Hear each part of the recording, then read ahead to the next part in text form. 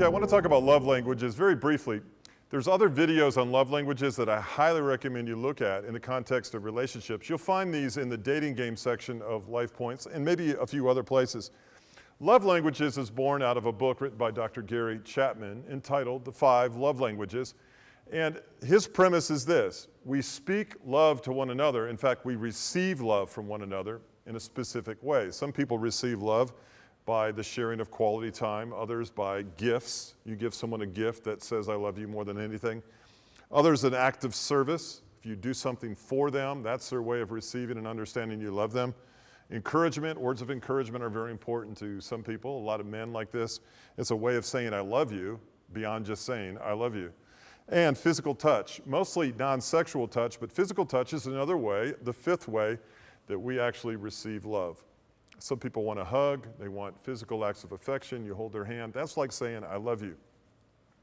Well, speaking of love language is an important part of a relationship with someone of the opposite sex. I think the first thing we have to do when it comes to sexuality is define what love is, because there seems to be a huge difference between having sex and making love. Making love says, I respect you enough to appropriately observe the boundaries that I know are going to be put into in your life for the right reason. Love says, I would lay down my life for you. Lust and sex says, I want to have sex with you and move on. That's not love. Let's not confuse sex and love, lust and love. The second thing is, after defining what love is, we need to establish love on an ongoing basis.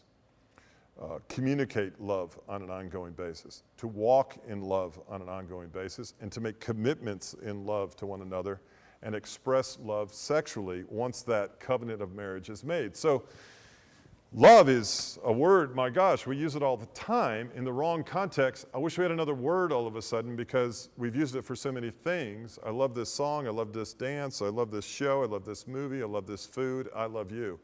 I don't even know what it means anymore. But I do know this, Chapman was right. There are different ways to communicate love to different people. Having sex with them in inappropriate ways is not one of them. Let's not get those two things confused, because that brings love down to a very base level. That's not lovemaking. Lovemaking is protective and respectful and honoring and intimate, and God's involved in it. Remember, by other videos, God is not involved. God is not present. God is not blessing inappropriate sexual activity. Let's not call that love, because we end up in a relationship where we truly love one another and we've discounted it by way of associating it with inappropriate relationships prior to that. So check out the love languages. Very, very good thing to know in the context of relationships, even in the context of parenting. How do we parent our children?